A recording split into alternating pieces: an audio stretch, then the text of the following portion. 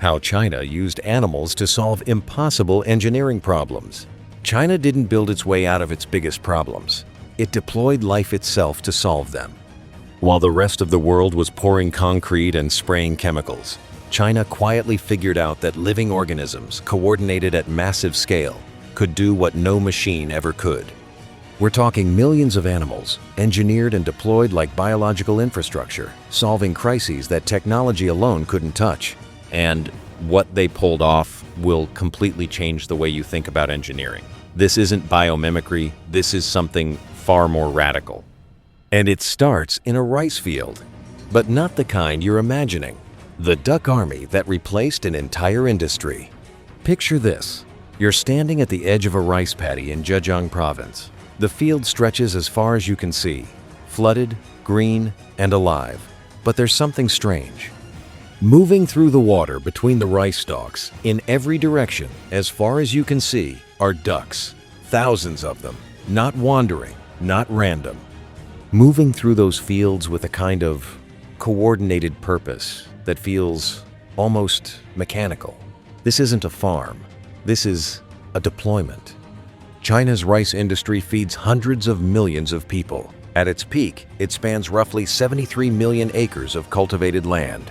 For decades, keeping those fields productive meant one thing: pesticides. Massive quantities of chemical pesticides sprayed season after season, killing the insects and weeds that would otherwise destroy the crop. It worked, but it also poisoned waterways, degraded soil, contaminated drinking water, and pushed farmers into a cycle of dependency that got more expensive and more toxic every single year. The chemicals were working, and they were also destroying everything around the rice. But this was just the beginning of the problem. The pest resistance was getting worse. Insects were evolving faster than the chemical formulas could keep up. Farmers were spraying more, spending more, and getting diminishing returns. The soil in some regions had been so saturated with pesticide runoff that it was beginning to affect the rice itself, the very crop it was designed to protect.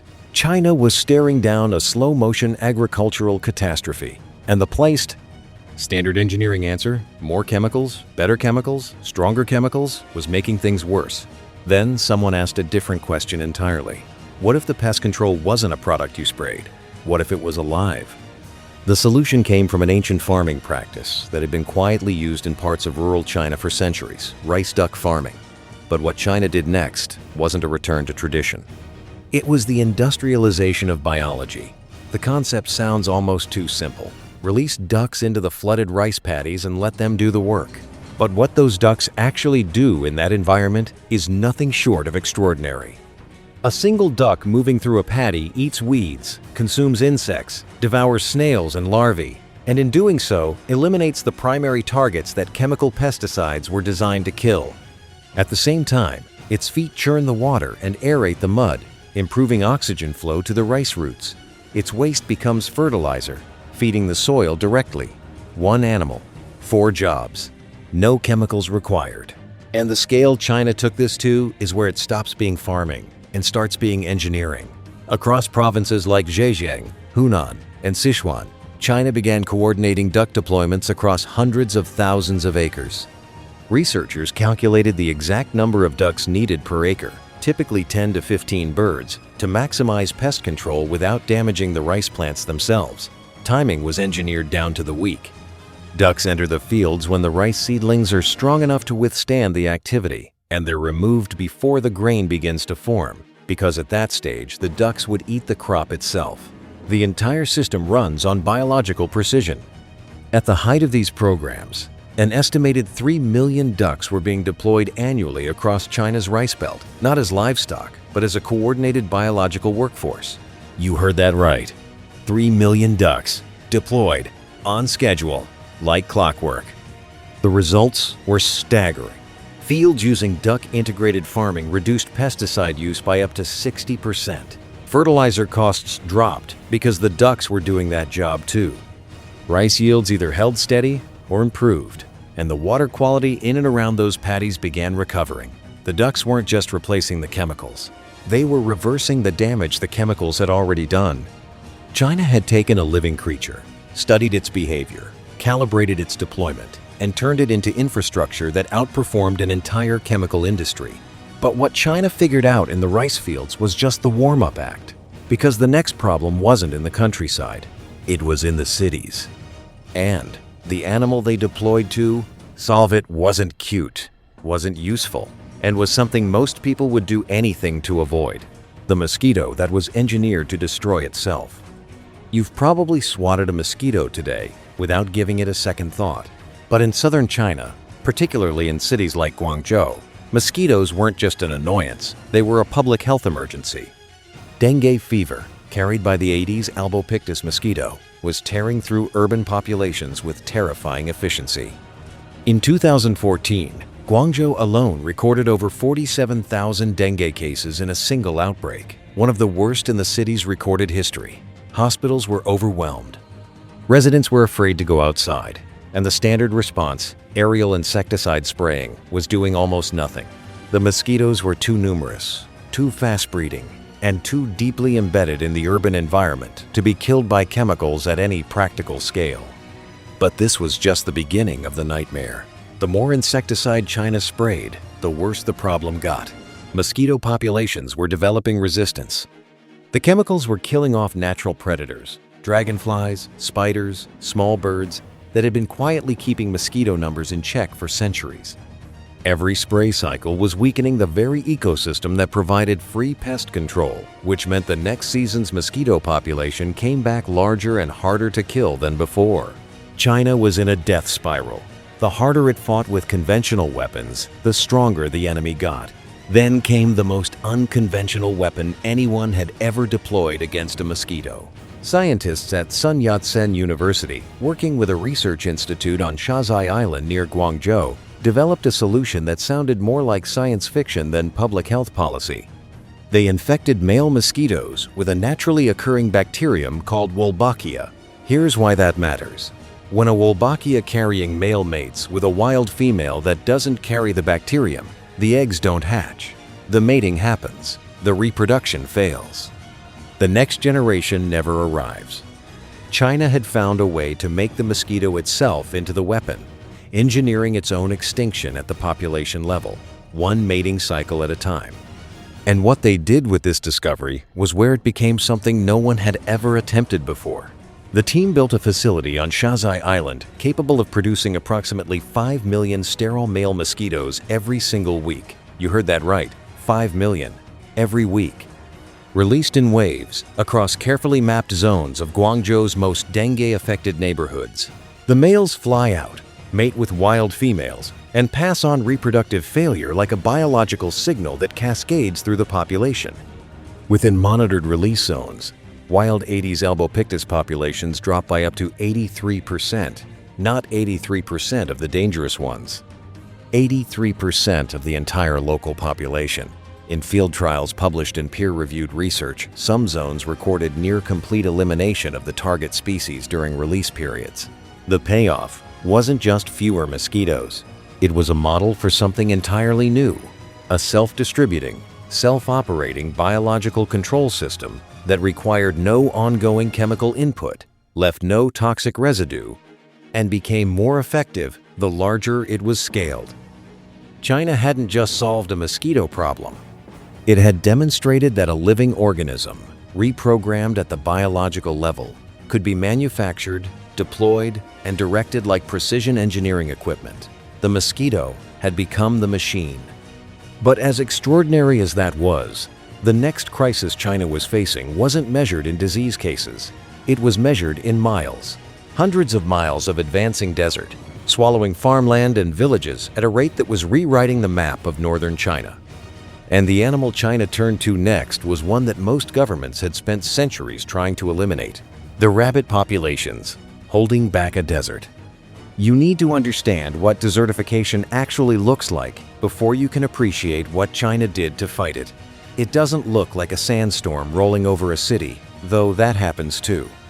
It looks like a field that used to grow food slowly turning pale and cracked.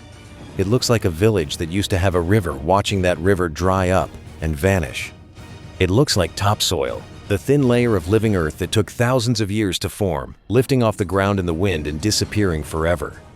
In northern and northwestern China, this was happening across an area larger than the entire state of Alaska. The Gobi Desert alone was advancing at a rate of roughly 1,400 square miles per year at its worst. China threw everything at it. Billions of dollars in mechanical barriers, millions of trees planted in what became known as the Great Green Wall, an ambitious reforestation project stretching thousands of miles. Chemical soil binders sprayed from aircraft. Irrigation infrastructure pushed into regions that had never seen engineered water systems. And while the tree planting program had real effects in some areas, across the hardest hit zones, the places where the soil had already collapsed, nothing was taking hold. The ground was too compacted, too depleted, too dead to support root systems. You couldn't plant your way out of a problem when the soil itself had stopped functioning. Then came a finding that stopped researchers cold. Ecologists studying the degraded grasslands of Inner Mongolia noticed something unexpected in zones where small mammal populations, including rabbits and pikas, had been allowed to persist rather than being culled. The soil in those zones was measurably different, more porous, more capable of retaining moisture, showing early signs of the microbial activity that precedes vegetation recovery. The burrowing behavior of these animals, long considered a nuisance to agricultural land, was doing something that no mechanical aeration tool had managed to replicate at scale. It was reopening the soil's respiratory system. But this was just the beginning of what they discovered. A rabbit burrow isn't just a hole. It's a ventilation shaft, a water channel, and a seed trap simultaneously. When rain falls on compacted desert fringe soil, it runs off the surface and evaporates before it can penetrate. But when that same rainfall hits soil laced with burrow networks, it funnels down into the earth, reaching depths where it can be stored and slowly released. The loosened soil around burrow entrances catches wind-blown seeds that would otherwise skip across the hardpan and never germinate. And the waste deposited inside and around burrows introduces organic material into soil that had become almost entirely mineral, kick-starting the microbial processes that make Earth alive again. China began incorporating managed rabbit and small mammal populations into its land restoration programs in targeted regions, particularly in areas where mechanical and chemical interventions had already failed. The approach wasn't about releasing rabbits randomly and hoping for the best. It was about calculating the density of burrowing activity needed to reach a soil porosity threshold, the point at which rainfall retention improves enough to support pioneer plant species. It was biological engineering applied to geology, using a living creature as a drill, a fertilizer system, and a seed distribution network all at once. And then the payoff that nobody expected arrived in the data. In monitored restoration zones where managed small mammal populations were integrated into the recovery program, vegetation coverage began appearing in areas that had shown zero plant recovery after years of conventional intervention. The soil wasn't just loosening, it was coming back to life. The rabbits were doing in 2 growing seasons what machinery and chemicals hadn't accomplished in a decade. China had taken an animal that most land managers considered a pest, understood its mechanical function within an ecosystem, and deployed it as a precision restoration tool across some of the most damaged land on Earth. But the land wasn't the only thing dying. The water was too. And what China was about to do to its lakes would turn an environmental catastrophe into one of the most audacious biological engineering experiments ever attempted.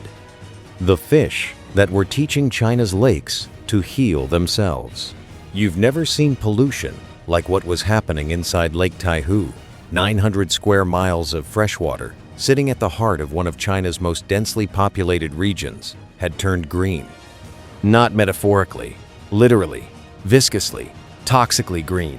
A cyanobacteria bloomed so thick it blotted out the surface, had choked out oxygen, killed off aquatic life, and was now threatening the drinking water of millions of people in cities like Wuxi and Suzhou.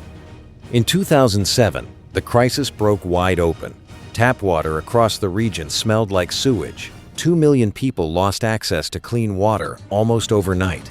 The government declared an emergency, and engineers flooded the region with every conventional tool they had. But the lake kept dying. Dredging machines worked around the clock. Chemical treatment programs were launched at massive expense. Aeration systems were bolted into the lakebed to pump oxygen back into the dead zones. Billions of dollars moved. And the algae kept coming back, thicker every season. Because the real problem wasn't the bloom, it was the decades of agricultural and industrial runoff that had saturated the water with nitrogen and phosphorus.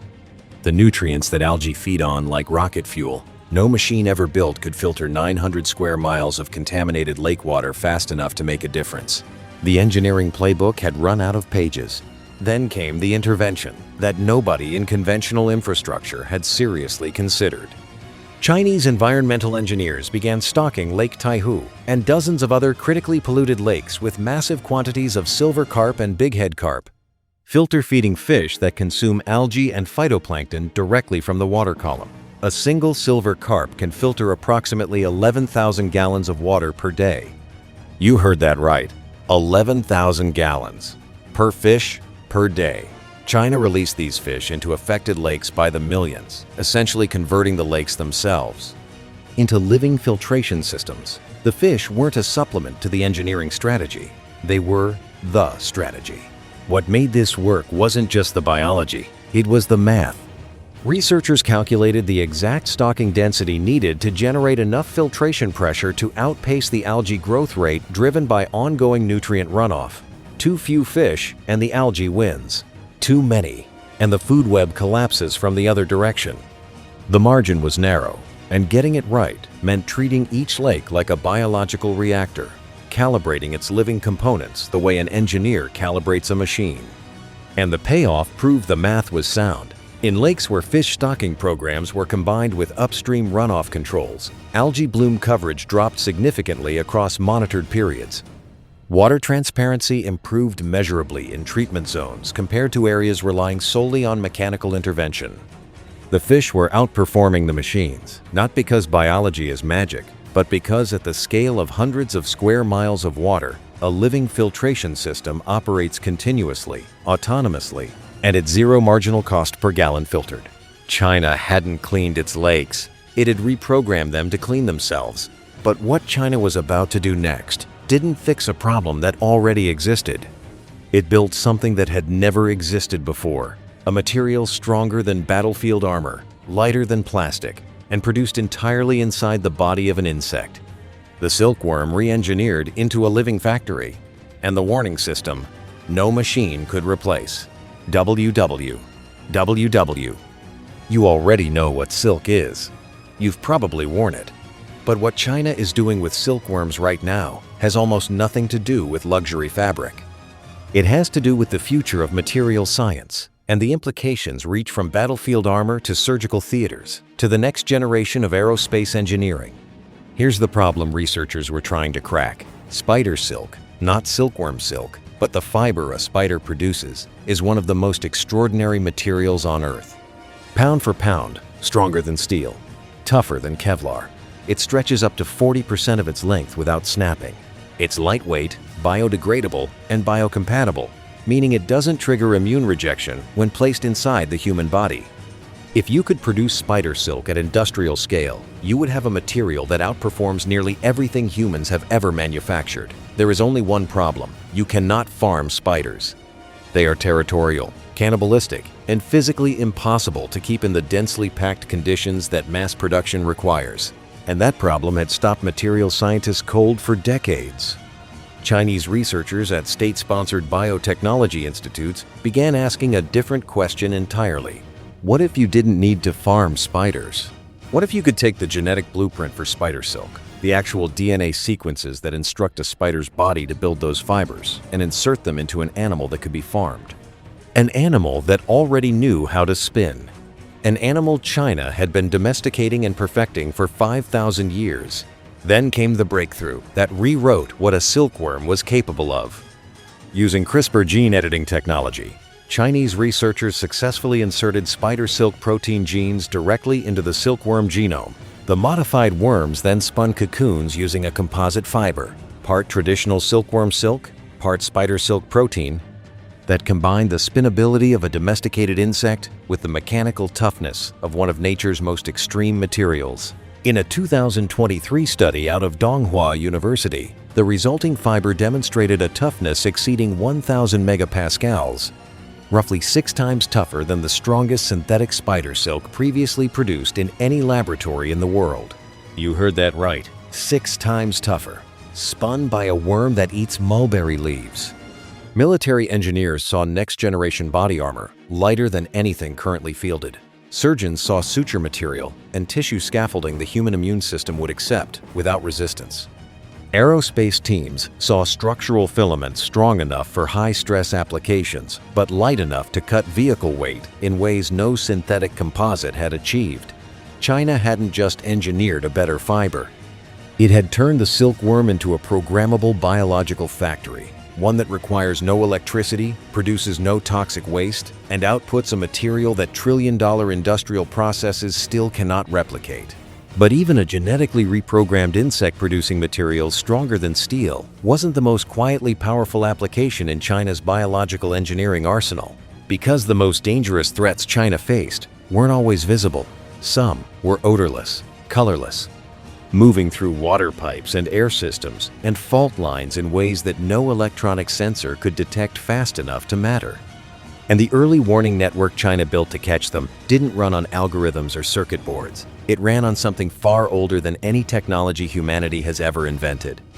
China embedded animals directly into its critical infrastructure as living sensors. Fish, specifically grass carp and crucian carp, were placed into municipal water treatment intake systems across dozens of cities.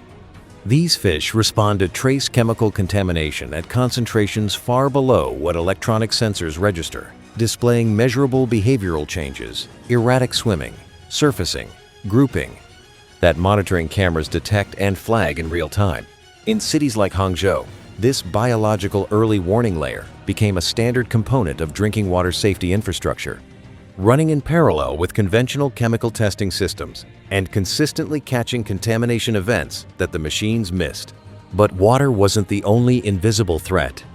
In regions of China sitting on active seismic fault lines, documented observations of animal behavior in the hours and days before significant earthquakes, snakes emerging from hibernation in winter, fish jumping en masse, livestock refusing to enter structures, had accumulated across centuries of recorded history.